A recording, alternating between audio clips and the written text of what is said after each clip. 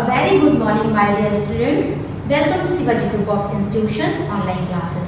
After the summer break, this is your first class of biology, and today we will discuss the chapter 3, that is photosynthesis. So students, you know that all the living beings require energy for the various purposes like growth, repair, movement. For these purposes, they require energy. And from where they get energy? Yes, by the food. By the food which they eat, they fulfill the demand of energy. So students, plants make their own food by the process of photosynthesis. So they are called autotrophs. They are called autotrophs. Because they make their own food, so they are called autotrophs. What is auto? Auto means self.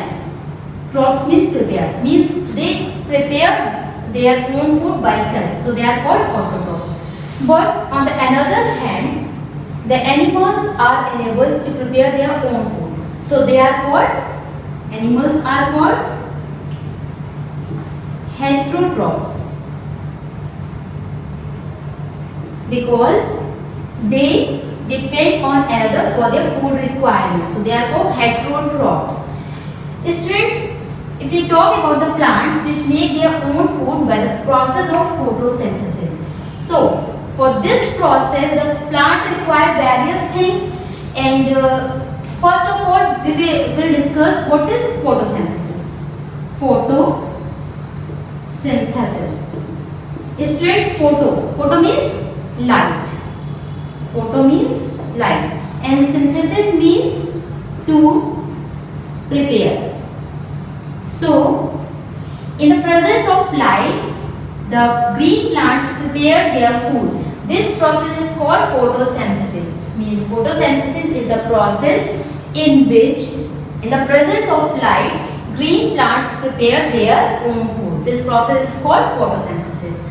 Students, what are the requirements for this process? There are three basic aspects. First is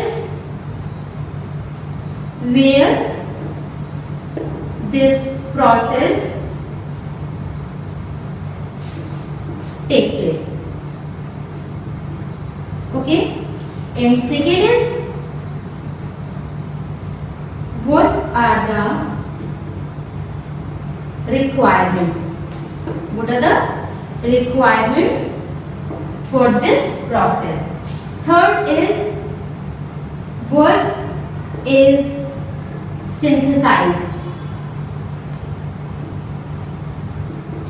What is synthesized? So, first is where this process takes place? In leaves. Basically, this process takes place in leaves, but in some cases in green stem. In green stem, this process is also take place. Okay, but basically this is occur in leaves, but in some cases it is also occur in green stem. So why this process take place or occur in leaves? Because leaves have a green pigment called chlorophyll, and this chlorophyll is required for the process of photosynthesis. Due to the presence of this pigment, this green pigment chlorophyll, the color of leaf is green. Okay students, that's why in the leaves this process occurs. And second reason is that on the lower surface of the leaf has a tiny pores which is called stomata, and stomata absorb the carbon dioxide from the atmosphere. That's why this process occurs in leaves. This is the two main reasons. That's why the process photosynthesis occur in leaves. This is the reasons. Okay. So students, what are the functions of the leaves? The main function of the leaf is to prepare food, and to prepare the food by the process of photosynthesis. Okay. Next question, what are the requirements? So, what are the requirements for the process of photosynthesis? First is carbon dioxide. Second is water.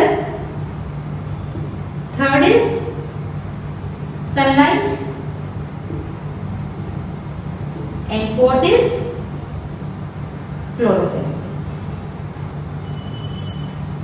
So this is the requirement for the process of photosynthesis: carbon dioxide, water, sunlight and chlorophyll. So students, where the carbon dioxide get? From where the plant get carbon dioxide? From the atmosphere. Okay, in our atmosphere there is the presence of carbon dioxide. So plant absorb this carbon dioxide from the atmosphere. But how they absorb the carbon? So students, how the plant get the carbon dioxide? They get carbon dioxide from the stomata. So stomata is the tiny pores which is present on the lower surface of the leaves. On the lower surface of the leaves, the tiny pores which is present is called stomata, and these stomata help to absorb the carbon dioxide from the atmosphere. The main function of the stomata is to absorb the carbon dioxide from the atmosphere. So, students, second requirement is water, and how the plant get water? Absolutely right, from the soil. But how?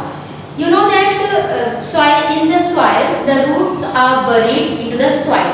So the root absorb water from the soil. And these roots absorb water from the soil and get transport to the other parts of the plant, means to the leaves. Third requirement is the sunlight. You know that sunlight is present in everywhere. The sunlight falls on the plant, on the leaves, and when the sunlight falls on the leaves, this sunlight is absorbed by the leaves. But how? You know that students, that in the leaves a green color pigment is present, that is called chlorophyll. Chlorophyll is a green pigment which is present in the leaves. Because of the chlorophyll, the color of the leaf is green. But where this pigment is present? You know that every living organism is made up of cell, and inside the cell, the structure of the cell is like this. This is the cell. Inside this is a nucleus, and various small cell organelles are present in the cell, like mitochondria, Golgi body, ribosomes and chloroplast. So the chloroplast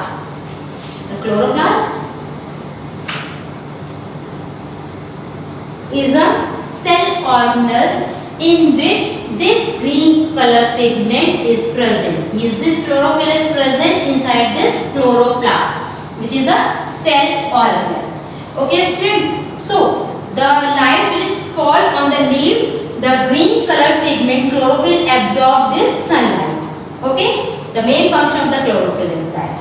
So students, the carbon dioxide is get from the atmosphere, and water is absorbed from the soil. Sunlight is absorbed by this pigment chlorophyll, and in the presence of sunlight and chlorophyll, this process take place. This process, photosynthesis, take place. So students, what is the synthesized? Third question is, what is synthesized in this process? Yes, the glucose and what? And oxygen. Glucose and oxygen is synthesized in the process of photosynthesis by using the carbon dioxide and water in the presence of sunlight and chlorophyll. What is prepared? Glucose and oxygen. Student, what is glucose? Glucose is a form of sugar. Is a form of sugar. Means like lactose is a form of sugar. That's why glucose is also a form of sugar. But this glucose is formed as a food. But plant never store food in the form of glucose. It is always stored in the form of starch. Okay. Plant always store food in the form of starch. When the question is arise that what is the stored food in the plant, that is starch, not glucose. Glucose is prepared in this process, but it is converted into starch, and in this form, in the starch form, plant store food. Okay. Next is oxygen. Oxygen is released through the stomata in the atmosphere, and this oxygen is utilized by the human beings for the respiration. Okay, all the living beings for the respiration. So students, how we describe in the reaction form like this. Carbon dioxide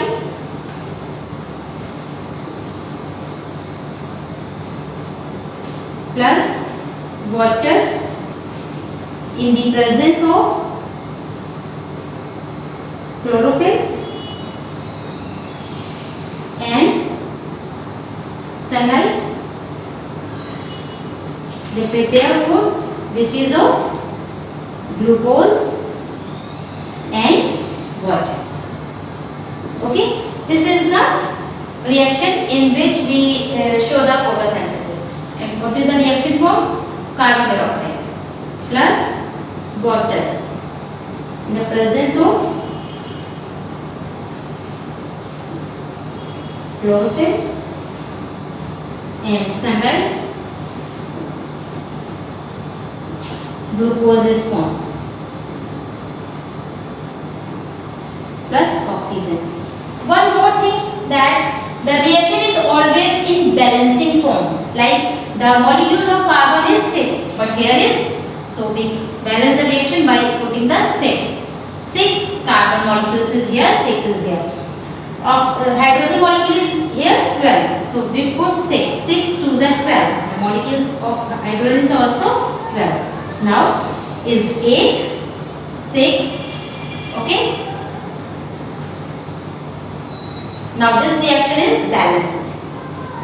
Okay students, so this is the reaction form from by which we show the photosynthesis. This is the photosynthesis. I think all of you know that what is photosynthesis. Okay students, by this process plant make their own food. We further discuss all this process in our next class. Okay students, thank you, have a nice day.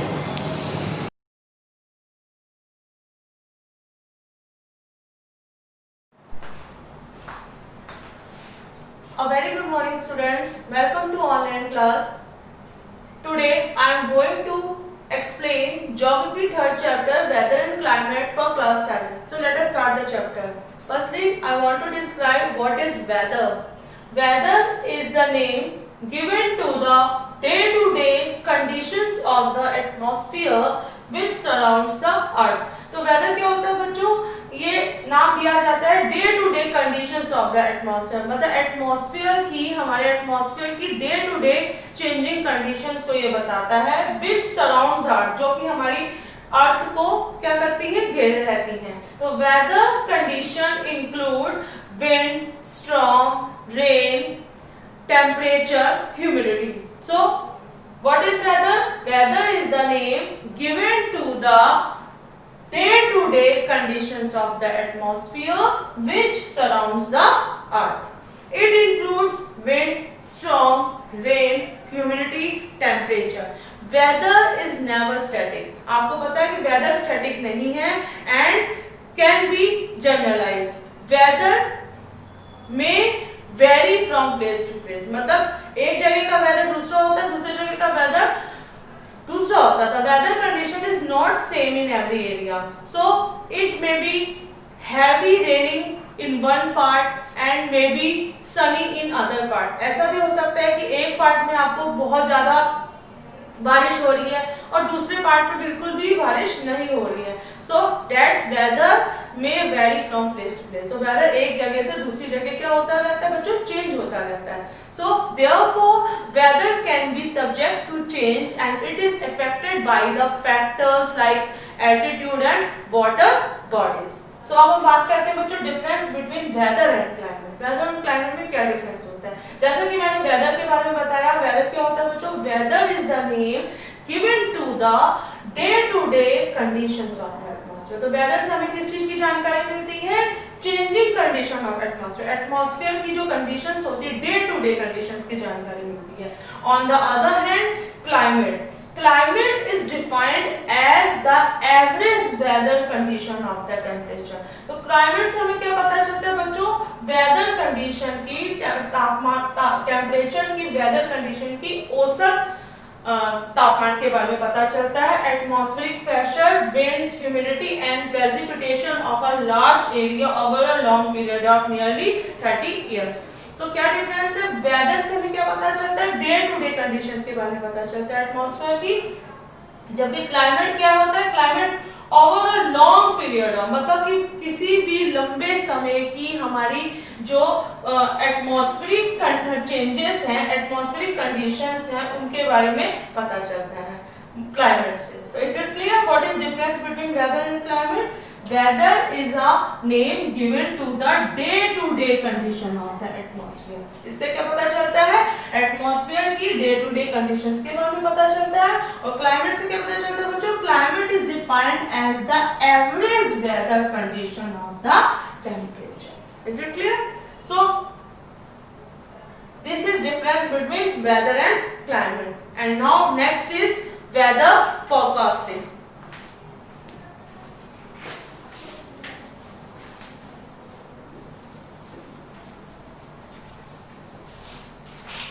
Now next topic is weather forecasting. तो अभी तक मैंने आप लोगों को बताया weather and climate, अब मैं बात करने जा रही हूँ weather forecasting. वेदर फोरकास्टिंग मतलब होता है बच्चों भविष्यवाणी, प्रेडिक्शन। सो वेदर फोरकास्टिंग क्या होता है? मेट्रोलॉजी इज अ साइंस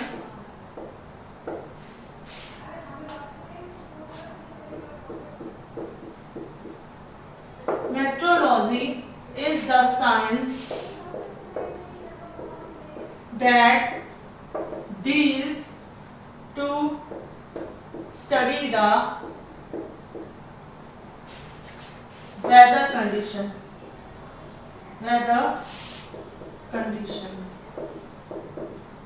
तो बच्चों मेट्रोलॉजी क्या होता है? Meteorology is the science that deals to study the weather condition. तो मेट्रोलॉजी से हमें वेदर कंडीशन की स्टडी करते हैं। और मेट्रोलॉजिस्ट क्या होते हैं? Meteorologist are the person who study the weather condition. और मेट्रोलॉजिस्ट कौन लोग होते हैं? जो कि वेदर कंडीशन को स्टडी करते हैं। तो weather forecast is issued by, जो वेदर फॉरकास्टिंग होती है, वेदर के बारे में जो प्रेडिक्शन होता है, वेदर के बारे में जो भविष्यवाणी होती है, वो कौन इशू करता है? Weather forecast is issue by, weather forecast is issued bye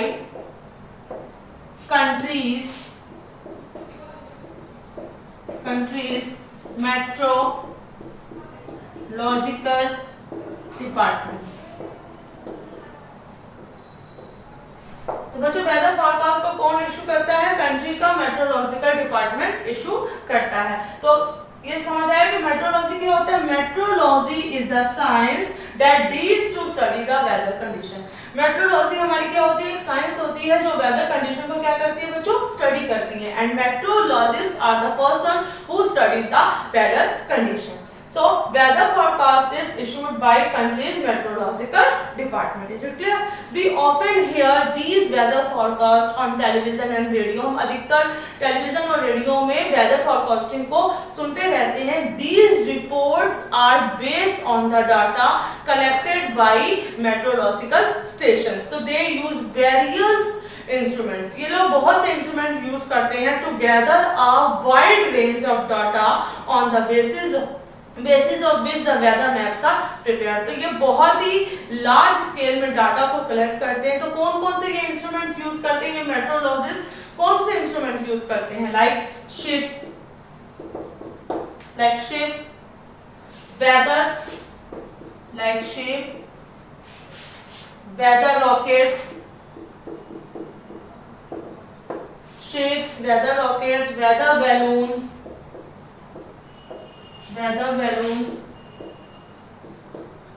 and satellites। तो ये मेट्रोलॉजिस्ट क्या करते हैं? They use various instruments to collect large range of या wide range of data based on the weather condition. Like these instruments are ship, weather rockets, weather balloons and satellites. Geostationary operational environmental satellites यानी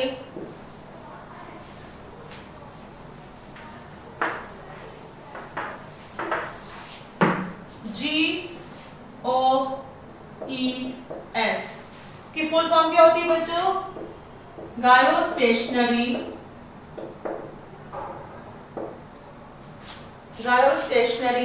operational geostationary operational environmental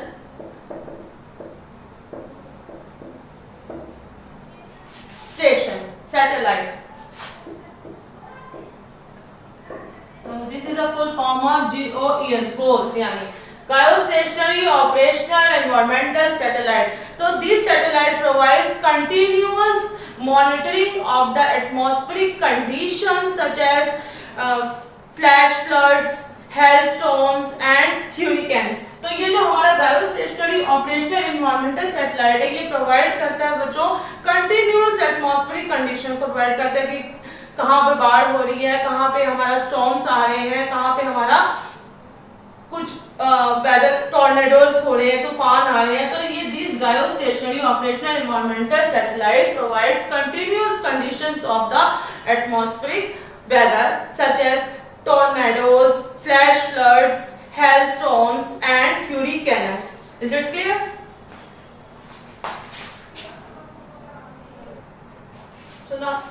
So my next topic is elements of weather and climate. तो कौन से elements होते हैं जो weather और climate को affect करते हैं? The weather and climate of a place or a region are based on various elements. तो किसी भी प्लेस या रीजन की वेदर क्लाइमेट को बहुत से एलिमेंट्स अफेक्टेड करते हैं like temperature, atmospheric pressure, precipitation, prevailing winds, humidity, sunshine and clouds. तो the envelope of the air that surrounds the earth is called atmosphere. जैसा कि मैंने प्रीवियस चैप्टर में आपको बताया था कि what is atmosphere. Atmosphere क्या होता है? The envelope of the air that surrounds the earth is called atmosphere.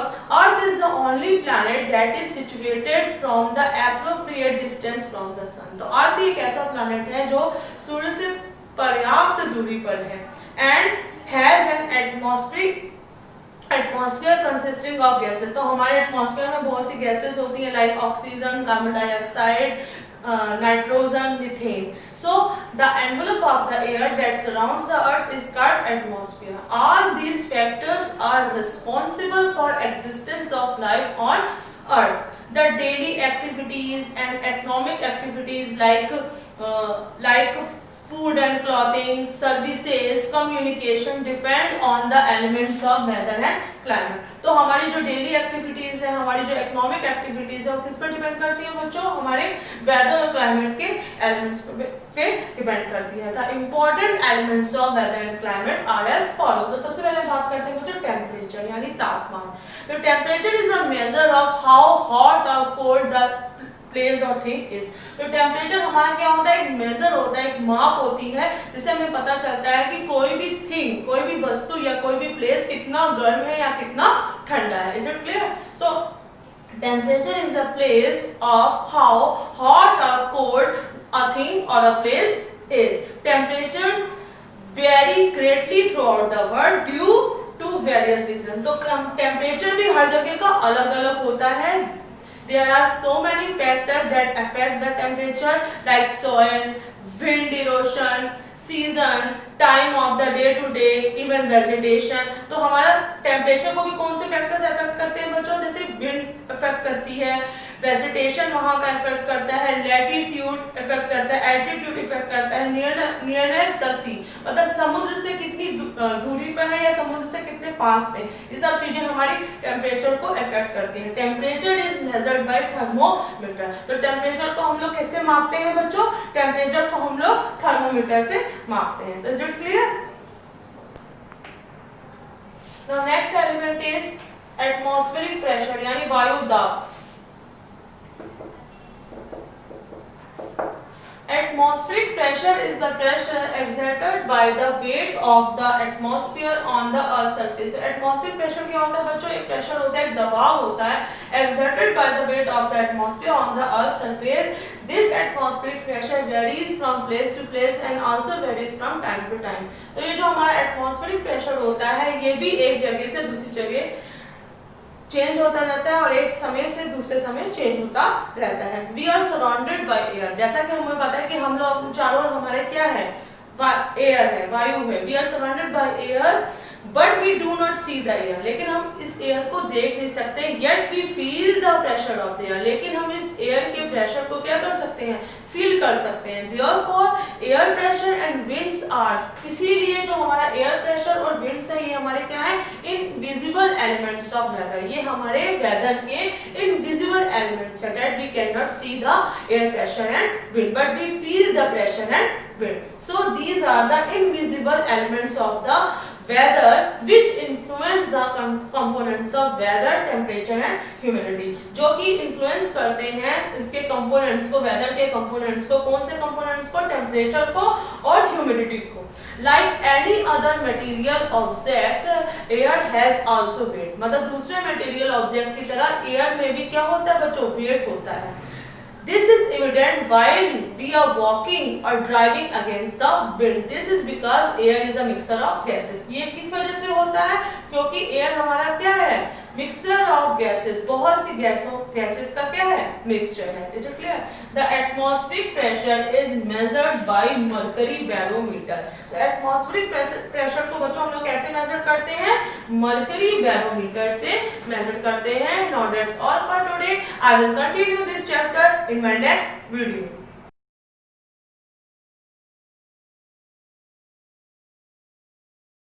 Good morning students, I welcome you all to the online classes of SGUI. Today we will be starting our next chapter, that is chapter number 3, fractions. ठीक है?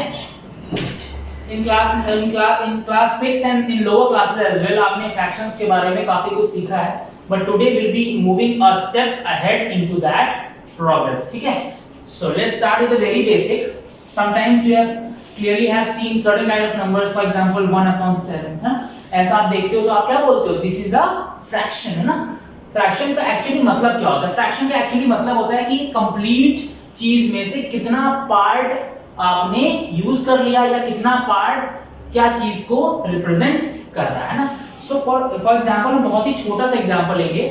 For example the distance between your home and your school is equal to 10 kilometre. ठीक है, suppose आपके घर से और आपके school की जो डिस्टेंस है that is equal to 10 kilometres, और आपने क्या किया, 5 किलोमीटर्स डिस्टेंस ट्रेवल कर ली। ठीक है, और अभी भी कितनी डिस्टेंस बची हुई है, 5 किलोमीटर डिस्टेंस बची हुई है। आपसे कोई बोले कि आपने अब अभी तक कितनी डिस्टेंस, कितना फ्रैक्शन डिस्टेंस कवर कर लिया है, तो आप क्या बोलोगे, 5 किलोमीटर कवर कर लिया है और टोटल डिस्टेंस है कितना, 10। अब डिवाइड करेंगे तो 5 1 जा 5 and 5 2 जा 10, that means it is equal to 1/2। तो आप बोलोगे कि we have completed 1/2 part of my distance, या बोलोगे I have covered 1/2 part of my journey. ठीक है, ओके, इस तरह आप बोलोगे ना, तो इसको ही बोलते हैं फ्रैक्शन। किसी कंप्लीट चीज का कितना परसेंट या कितना पार्ट एक्चुअली बोलना चाहिए, कितना पार्ट आपने कवर कर लिया है, that actually represent a fraction. ठीक है, चलिए now moving to some normal kind of points. For example like fraction, like fraction बहुत सिंपल सी चीज है। Next is unlike fraction. So like fractions are those fractions with the same denominators. ऐसे fractions who have the same denominators are termed to be as like fractions. आप जानते हो किसी fraction में जो ऊपर का पार्ट होता है that is called numerator, और जो नीचे का पार्ट होता है that is called denominator. ठीक है, upper part of the fraction is termed to be as numerator and the lower part of the fraction is termed to be as the denominator. Okay, so in like fractions, the fractions which have the same denominator are termed to be as like fractions. For example, we are writing 7/9, 5/9, 4/9, 11/9. So in all these fractions you can clearly observe that the denominator is same and that is 9, है ना। तो इन सभी fractions में आपको denominator क्या दिखाई दे रहा है, 9 दिखाई दे रहा है, जो कि सेम है सभी फ्रैक्शंस में। Hence these fractions are termed to be as like fractions। ठीक है, नाउ अनलाइक फ्रैक्शंस, जैसा इसका नाम बोल रहा है कि जिनके डिनोमिनेटर सेम ना हो, they are called unlike fractions. For example we are writing 1/2, 3/9, 7/2, sorry 7/5 है ना, 13/12 है ना, इस तरीके से आप देख पा रहे हो कि सभी फ्रैक्शंस के डिनोमिनेटर्स जो है वो डिफरेंट हैं, therefore all these fractions are termed to be as unlike fractions. ठीक है, चलिए, I don't think you will be finding much difficulty in understanding this chapter fraction, क्योंकि बहुत ही सिंपल कॉन्सेप्ट है, ठीक है. Now moving to our next thing जो हमारे लिए important है, that is multiplication of fractions. आपने रेशनल नंबर्स चैप्टर्स ऑलरेडी पढ़ रखा है, तो you will not be finding any difficulty in understanding this chapter called fraction, क्योंकि जो रेशनल नंबर होता है वो एक तरह का फ्रैक्शन ही होता है. तो आप रेशनल नंबर में पहले ही पढ़ चुके हो कि मल्टीप्लिकेशन ऑफ फ्रैक्शंस में भी वही चीज फॉलो करनी पड़ेगी आपको. फॉर एग्जांपल एक फ्रैक्शन है 2/9 एंड अदर फ्रैक्शन इज 13/4, ठीक है, और आपको बोला गया कि आपको इन दोनों फ्रैक्शंस को क्या करना है, मल्टीप्लाई करना है. तो you all are very much aware as far as from rational numbers are concerned, मतलब रेशनल नंबर्स जब आप पढ़ रहे थे तभी आपने ये चीज अच्छे से समझ ली थी कि न्यूमरेटर को आप न्यूमरेटर से मल्टीप्लाई कर दोगे, डिनोमिनेटर को आप डिनोमिनेटर से मल्टीप्लाई कर दोगे, and in this way you can normally multiply two fractions, है ना. तो 13 2 जा 26/9 4 जा 36. अब आप चाहो तो रिड्यूस भी कर सकते हो 2 से, है ना. 2 13 जा एंड 2 18 जा, so your answer will be 13/18. यही आपका क्या हो जाएगा, आंसर हो जाएगा ना. तो in this way you can easily multiply what fractions, you can easily multiply fractions. Okay,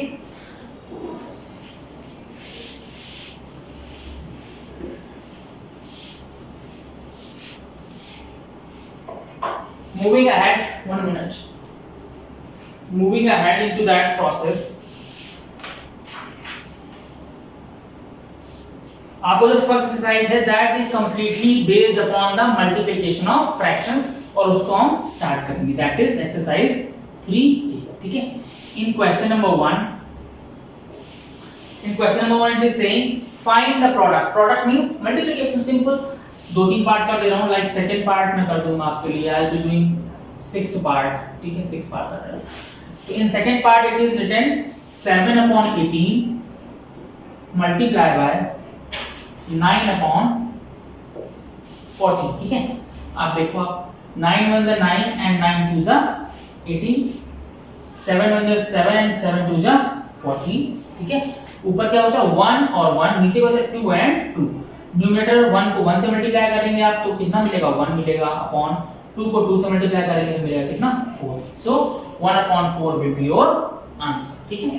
Now moving to part number 6, it is written 1 whole 1/13 multiply by 7 whole 3/7. ठीक है, जब भी फ्रैक्शन जो इस तरीके से लिखे होते हैं उनको बोलते हैं आप मिक्स्ड फ्रैक्शन, और इन मिक्स्ड फ्रैक्शन को आप किसमें चेंज करना पड़ेगा, improper. You have to change this fraction into improper fractions. तो उसके लिए क्या करना पड़ता है आपको, this 13 will multiply with this 1. तो 13 1 13 plus 1 14. तो answer would be 14/13. Then multiply 7 into 7 49, 49 plus 3 52. So will be 52/7. ठीक है, अब क्या करना है, अब ये नॉर्मल इम्प्रॉपर में चेंज हो गए हैं और आपको इन दोनों को आपस में मल्टीप्लाई करना है. ठीक है, so clearly see 13 1 13 and 13 4 52. Here 7 1 7 and 7 2 14. ठीक है, न्यूमरेटर में भी क्लियरली सी 2 and 4 को मल्टीप्लाई करेंगे तो मिलेगा 8 और नीचे 1.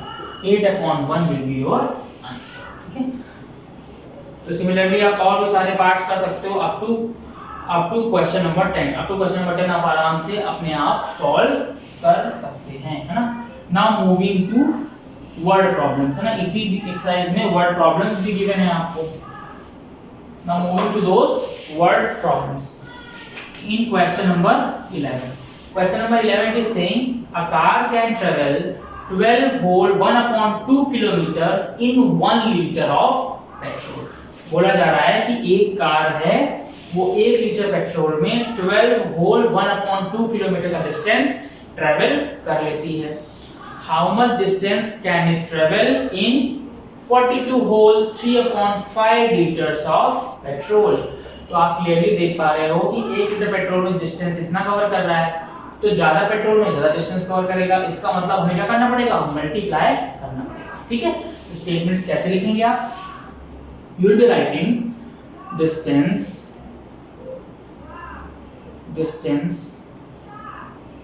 covered by car in 1 liter of petrol। ठीक है, आप बोलेंगे distance covered by the car in 1 liter of petrol, that is 12 whole 1/2 kilometre. इसको आप इम्प्रॉपर में चेंज करेंगे तो कितना आएगा, 12 2 24 प्लस 1 25/2 किलोमीटर। ठीक है, अब आगे क्या पूछ रहा है, ये सेम लिख लीजिएगा, distance covered by car in कितना litre petrol, 42 whole 3/5 42 whole 3/5 litre of petrol. Equal क्या करना, सिंपल मल्टीप्लाई करना पड़ेगा। तो क्या हो जाएगा 25/2 मल्टीप्लाई बाय, इसको चेंज करेंगे आप प्रॉपर में तो कितना देगा, 5 × 42 करेंगे कितना आएगा, 210 210 and 3 213 ना आएगा 213। ठीक है, अब आप मल्टीप्लाई करेंगे 5 1 * 5 and 5 5 * 25। ठीक है, तो आंसर आएगा आपका 5 × 213/2, दैट इज 5 × 213/2। ठीक है, इसको आप सॉल्व करेंगे and you will get the answer. और आंसर किसमें आएगा, किलोमीटर में ही आएगा। ठीक है, मैं सॉल्व कर दूं क्या, अब आप देखो 10 से मल्टीप्लाई करो, 5 से मल्टीप्लाई करो, इसको कितना आएगा, 5 3 = 15 5 कैरी 1 5 1 = 5 1 6 and 5 2 = 10, कितना आएगा 1065 और अपॉन 2। जब आप इसको डिवाइड करोगे तो you will gate 2 5 = 10 2 3 = 6 2 2 = 4 whole 1/2 kilometre. तो आपका आंसर मिलेगा 532 whole 1/2 kilometers, and this will be your answer. Okay, now moving to further questions, that is question number 12।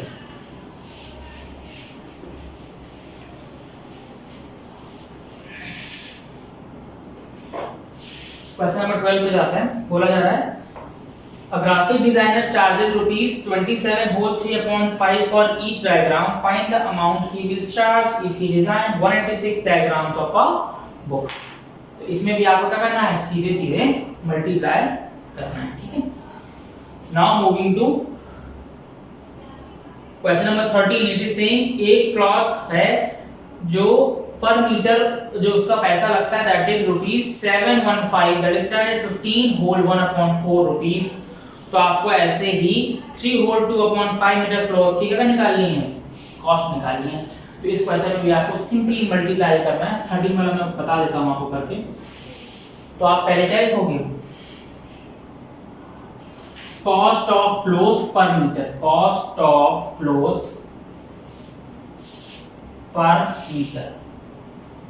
पर मीटर का मतलब क्या है, 1 मीटर है ना, 1 मीटर क्लॉथ की जो कॉस्ट गिवन है आपको that is equal to rupees 27 whole 3/5 27 whole 3/5। इसको आप पहले किस में चेंज करोगे, इम्प्रॉपर में चेंज करोगे। तो 27 का 5 से मल्टीप्लाई करोगे आप तो 135 मिलेगा आपको। 135 को 3 ऐड करोगे तो 138/5 आ जाएगा। ठीक है, तो 1 मीटर जो क्लॉथ है उसकी जो कॉस्टिंग पड़ेगी आपको that will be equal to 138/5 rupees. ठीक है, आपको पूछा जा रहा है कि आपको 3 होल 2/5 मीटर लंबे क्लॉथ की कॉस्ट क्या होगी। तो आप क्या लिखोगे, cost of 3 whole 2/5 metre cloth. तो सीधे क्या करना, मल्टीप्लाई करना, मैंने पहले बताया आपको। तो कितना आएगा 138/5 मल्टीप्लाई बाय, इसको इम्प्रॉपर में चेंज करो तो 5 × 15 + 2 17, तो आएगा 17/5। isn't it, 5 × 15 + 2 17/5। ठीक है, अब आप क्या कर लो, क्लियरली इनको क्या कर लो, मल्टीप्लाई करके आंसर लिख सकते हो। ठीक है, 138 को 17 से मल्टीप्लाई करो, 5 को 5 से मल्टीप्लाई करो and you will get the answer. और आंसर किसमें आएगा, रुपीस में। ठीक है, चलिए now moving to question number 14। इसमें भी क्या करना है आपको, मल्टीप्लाई करना है। In question number 15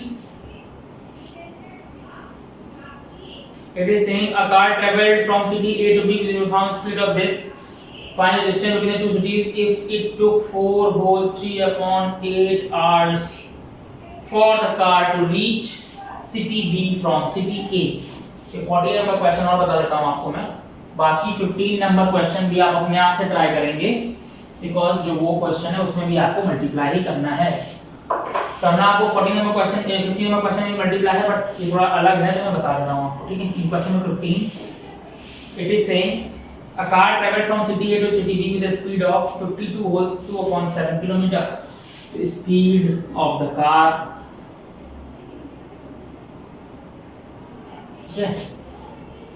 from A to B, जब वो सिटी A से सिटी B जा रहा है तो उसका जो स्पीड है वो है 52 whole 2/7 52 whole 2/7 kilometre per hour, ठीक है। तो पहले आप किस में चेंज करोगे, इम्प्रॉपर में चेंज करोगे। आपको पहले बताया मैंने 7 का मल्टीप्लाई 52 से करना पड़ेगा आपको।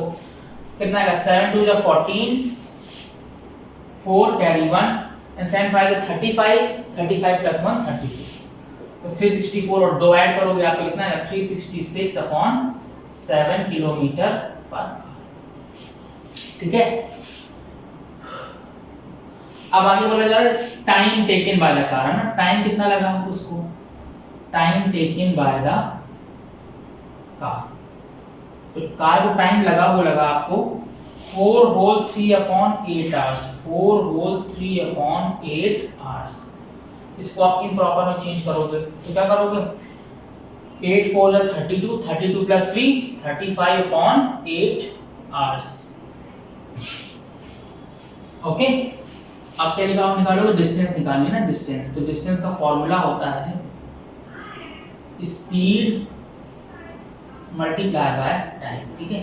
डिस्टेंस का फॉर्मूला है that is speed multiply by time. Speed आपका गिवन है ऑलरेडी 366/7 मल्टीप्लाई करना है 35/8 से।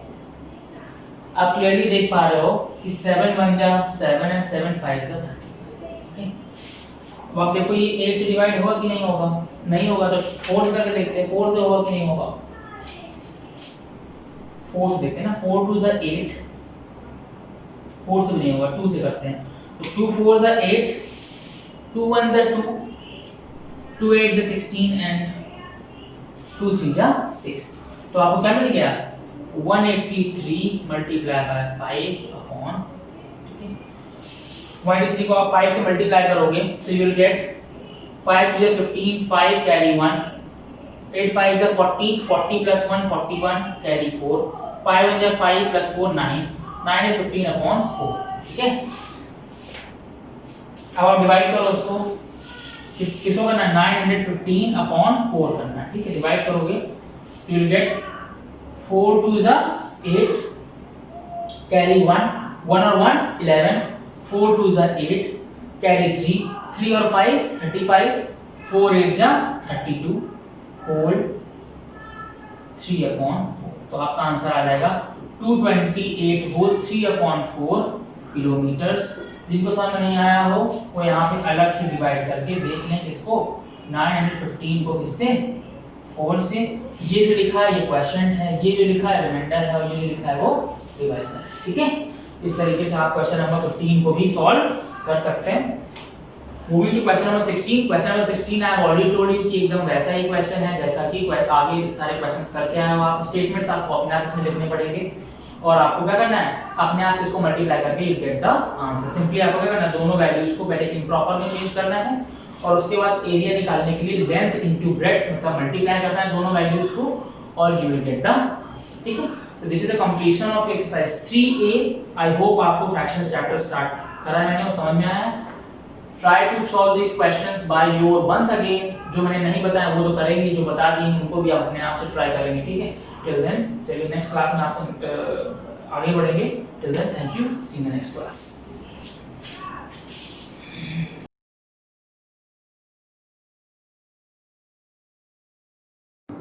morning, students.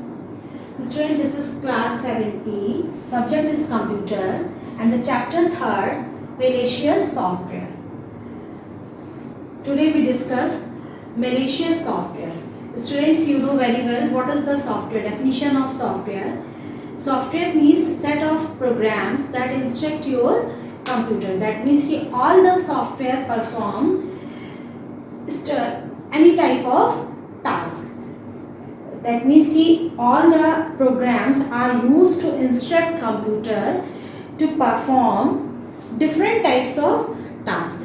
There are different types of software. Some softwares are very useful, but some softwares are very harmful. In generally, all the softwares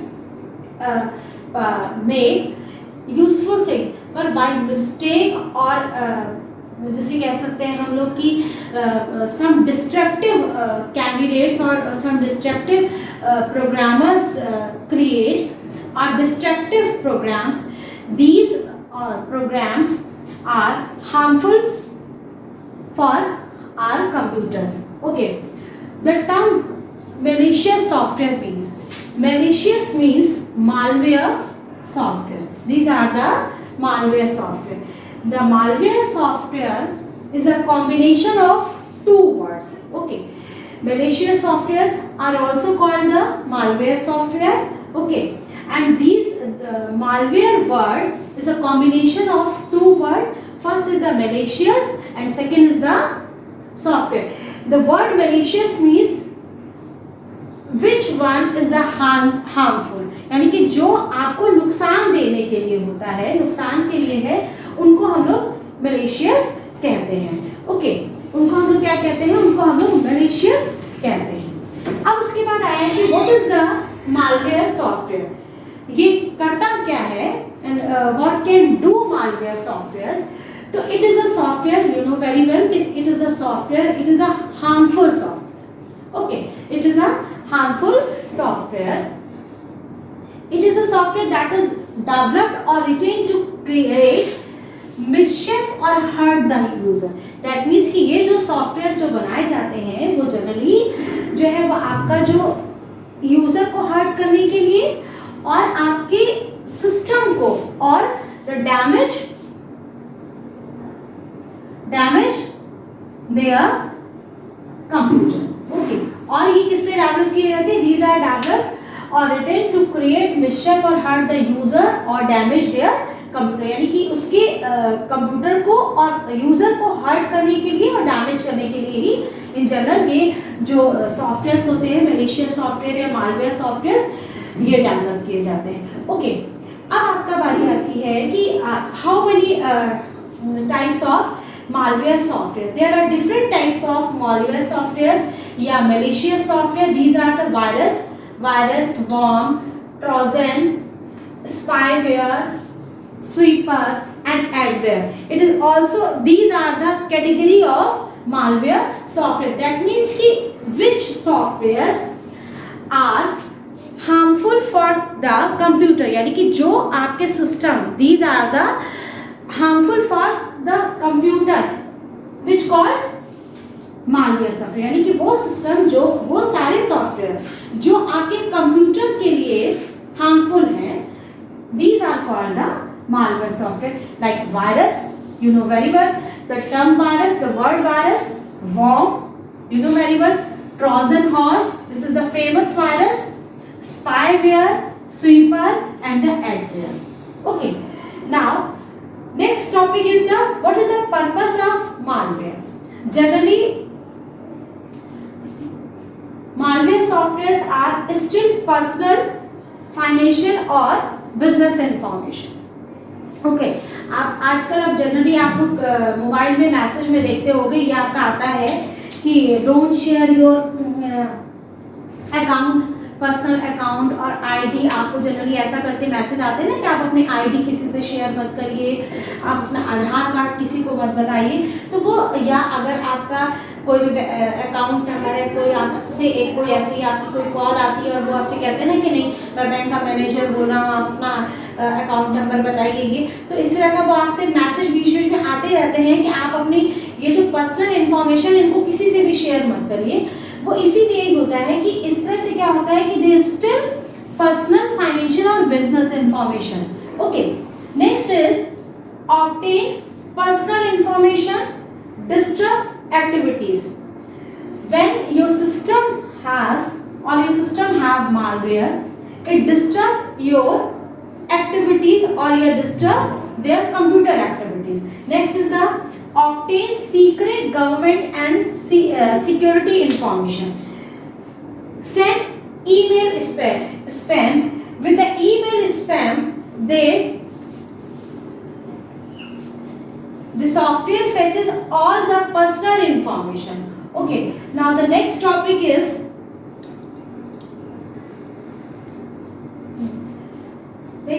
symptoms of presence of malware software. That means कि आपके system में malware means आपके system में कोई harmful programme है या कोई harmful software है, तो वो आपको किस तरह से ये पता चलेगा। और दूसरी बात ये है कि आपका सिस्टम जो है वो कैसे इफेक्ट कर रहा है। ठीक है, ये चीज़ हम लोग यहाँ पे डिस्कस कर रहे हैं। सो malware can effect your computer in different ways. First is unexplained messages appear on your screen. That means कि when you start a computer, when you boot a computer, different types of messages or unexpected or unexplained messages, यानी कि there are unnecessary messages appear on your screen. Now second is some files are deleted on their own. Some files deleted on their own. That means कि some important files or some unusable files are deleted automatically. That means कि हम उसको delete नहीं कर रहे हैं, ना user ने उसको delete करी है अपने आप से। Some important files are deleted automatically और some unwanted files generated automatically. Some file deleted and some unusable or file generated automatically. Okay, and the third point is an entire disk or drive of computer is erased. Sometimes your hard disk or different types of you can see on your system there are different types of drives like C is denoted hard disk, HIB. You see, you can when you see on your system कि entire disk or drive are erased from your system. Okay, the keywords does not work properly. Keywords means some commands are, keyword means some commands. Okay, the keywords does not work properly. That means कि the commands are not work properly. Slowing time of your computer system.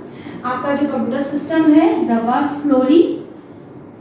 Okay, now next is the automatic opening and closing CD or DVD drive. When your system have malware softwares, automatically open and closing of CD and DVD drive. That means कि आपका जो CD और DVD drive है वो अपने आप ही वो close हो जाता है और अपने आप ही वो बंद हो जाते हैं। ठीक है, the next point is automatically reboot or the restart of your system. This is the general category. This is the general symptoms when your system presents malware. This is the general symptoms. Automatically reboot when जब हम लोग अपने computer पे काम कर रहे होते हैं और अचानक हम देखते हैं कि हमारा सिस्टम जो है वो रीबूट हो गया। रीबूट मीन्स क्या हुआ? That means कि your system automatically restart. आपका सिस्टम जो है वो दोबारा से रीस्टार्ट अपने, हमने उसको शट डाउन नहीं किया, हमने उसको रीस्टार्ट नहीं किया और रीस्टार्ट को ही हम लोग रीबूटिंग कहते हैं। Okay, restart is also called the rebooting. That means कि ऑटोमेटिकली रीबूट और restart of your computer system. Next is your system showing low memory. When your system has unwanted softwares और unwanted files are created, therefore your system showing low memory. Okay students, so I think this is sufficient for today. Today we discuss what is the malware software, what is the malicious software, what is the mean of malware or malicious, symptoms of the purpose of the malware and the symptoms of presence of malware. Okay, thank you. Have a nice day.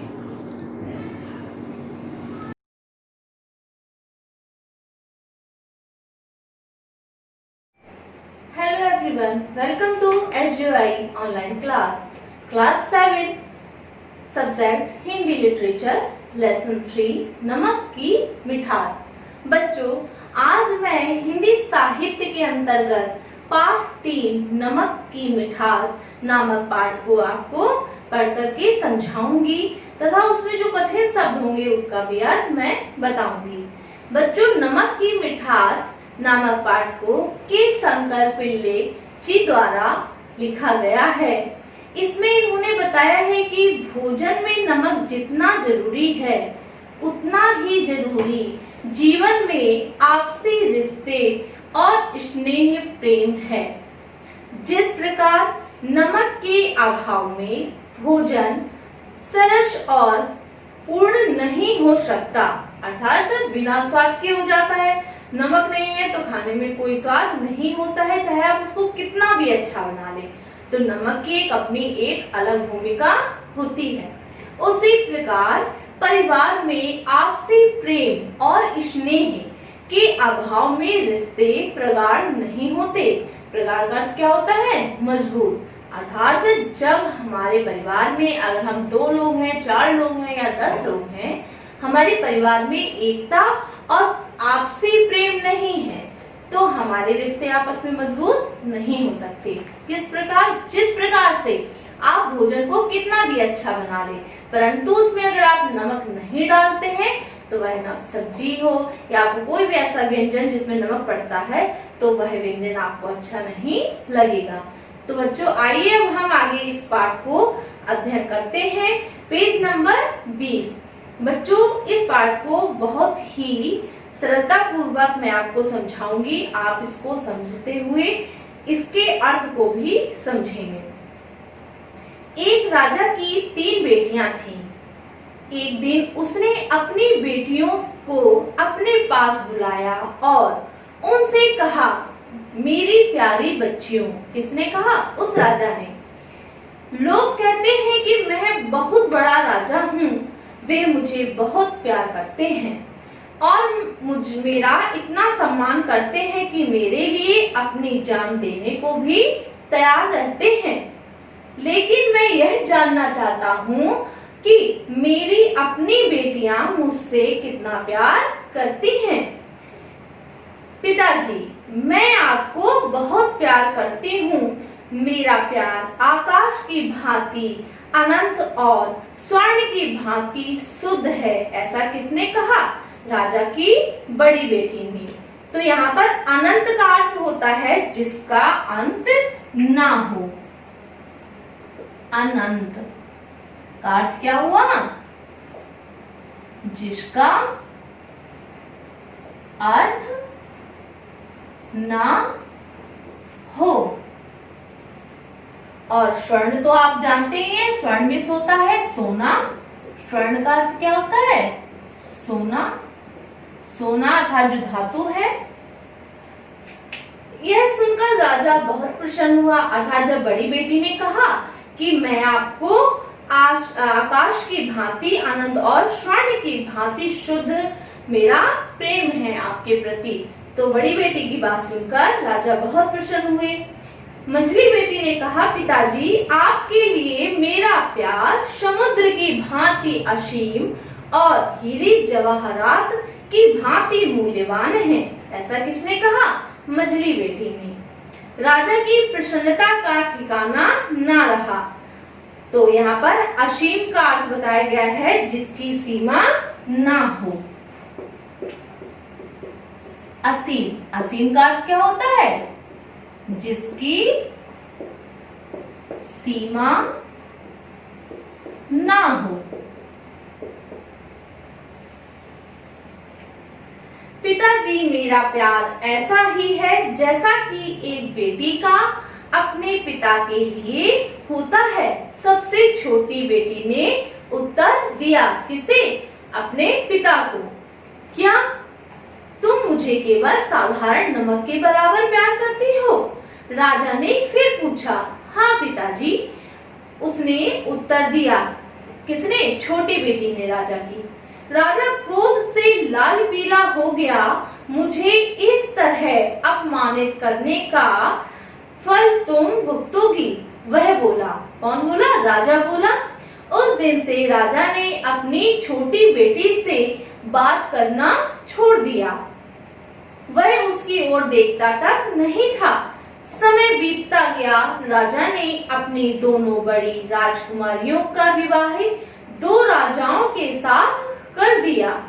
तीसरी राजकुमारी अब अकेले रह गई। राजा ने उसका विवाह एक भिखारी से करके उसे विदा कर दिया। किसको विदा कर दिया? अपनी सबसे छोटी बेटी को, जिसने अपने पिता के प्रति जो प्रेम का उसने उत्तर दिया था, किसके भांति दिया था? नमक की भांति। तो उसका विवाह क्रोधवश किससे किया? भिखारी से। तो राजकुमारी ने अपना दंड बिना एक शब्द कहे स्वीकार कर लिया। राजकुमारी बहादुर थी। वह किसी भी स्थिति या कठिनाई का सामना करने के लिए तैयार थी। सबसे पहले वह अपने पति के बारे में जानना चाहती थी कि वह कौन था। पति ने बताया कि वास्तव में वह भिखारी नहीं था। वह इस शहर में नया था और काम ढूंढ रहा था। जब उसे कोई काम ना मिला तो लाचार होकर एक दिन भोजन के लिए भिक्षा मांगनी पड़ी। किसे? उस भिखारी के साथ जिसका विवाह राजा ने अपनी बेटी का कर दिया था। उसी समय राजा ने उसे बुला लिया। भिखारी बना वह नवयुवक महत्वाकांक्षी था। तो महत्वाकांक्षी का अर्थ होता है महत्वाकांक्षी। महत्वाकांक्षी का अर्थ हुआ इसमें कि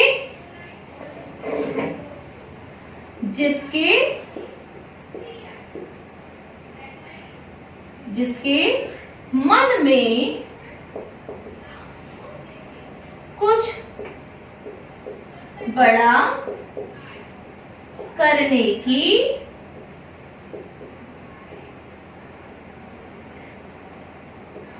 इच्छा हो। वो क्या होता है? महत्वाकांक्षी। एक वीर और चतुर लड़की को अपनी पत्नी के रूप में पाकर वह प्रसन्न था। नवयुवक और उसकी पत्नी शहर से बहुत दूर छोटी सी झोपड़ी में रहने लगे। धीरे धीरे वे धनी और संपन्न हो गए। कुछ समय बाद उन्होंने अपना मकान भी बनवा लिया, लेकिन अब भी वे संतुष्ट नहीं थे। उन्होंने अपना परिश्रम, साहस और दृढ़ता का अर्थ क्या होता है बच्चों? मजबूत, अर्थात जो मजबूती से काम करे, उसने जारी रखा। अब उन्होंने अपने लिए एक बड़ा सा महल बनवा लिया और उसमें राजा की भांति बड़े ठाट बाट से और आराम से रहने लगे। कौन रहने लगा? वही राजा की तीसरी बेटी और वह भिखारी जिसके साथ उसका विवाह किया गया था। दोनों ने अपनी मेहनत और साहस के साथ परिश्रम किया और उन्होंने महल बनवा लिया। तो बड़े ठाट बाट से उस महल में वो दोनों लोग रहने लगे। इस समय तक उनकी सामाजिक स्थिति बड़ी अच्छी हो गई थी। वे अपने घर पर शहर के प्रसिद्ध और महत्वपूर्ण लोगों को निमंत्रित किया करते थे। एक दिन राजकुमारी ने अपने पिताजी से कहकर भोजन का आयोजन करवाया। मतलब जो राजकुमारी थी उसने अपने पति से कहा कि भोजन का आयोजन करें और उसमें पिताजी को आमंत्रित जरूर करें। जब राजा को निमंत्रण भेजा तो राजा ने निमंत्रण को स्वीकार कर लिया, लेकिन वह इस बात से अनजान था कि वह अपनी बेटी के यहाँ ही खाने पर जा रहा है। अर्थात जब राजा को निमंत्रण भेजा उसकी बेटी ने, तो उसको ये नहीं पता था कि उसकी बेटी ने ही उसे निमंत्रण दिया है। उसे तो ये जानकारी थी कि कहीं और से जो प्रतिष्ठित व्यक्ति हैं, जो राजा हैं, उनके यहाँ से मेरे लिए निमंत्रण आया है। भोज बड़ा शानदार था। राजा समेत सब अतिथि इस आयोजन बड़े प्रभाव से गए। गृहपति और गृहिणी अपने अतिथियों की देखभाल बड़ी शिष्टता, तो यहाँ पर शिष्टता का हमने बताया था पहले आपको कि जो शब्द होते हैं, शिष्टता का अर्थ है सभ्य तरीके से। तो उन्होंने क्या, जो वहां के दंपति थे वो दोनों लोग, उन्होंने बड़ी शिष्टता के साथ उनको भोजन के लिए सबको आमंत्रित किया और भोजन परोसा। सुंदर ढंग से वह भोजन करा रहे थे। जैसे ही राजकुमारी अपने पिताजी के नजदीक पहुंची, उसने अपना घूंघट नीचे कर लिया। अर्थात जब वह भोजन परोस रही थी सबको, तो उसने जब वह अपने पिता के पास पहुंची तो उसने अपना घूंघट क्या किया, नीचे कर लिया। किस लिए? कि अभी उसके पिता उसको देख ना पाए। राजा भोज के लिए बैठ गया। सोने की कटोरियों में तरह तरह की चीजें उसके सामने रख दी गई। राजा को भूख लग रही थी। उसने एक कटोरी में से एक ग्रास खाया। उसे बड़ा आश्चर्य हुआ जब उसने अनुभव किया कि खाने में नमक नहीं था। उसने दूसरी कटोरी में से भी सब्जी लेकर चखी, वह भी बिना नमक की थी। इसके बाद उसने बारी बारी से सभी कटोरियों से भोजन लेकर चखा, लेकिन नमक सब में नदारद था। नदारद का अर्थ होता है गायब। नदारद का अर्थ होता है गायब।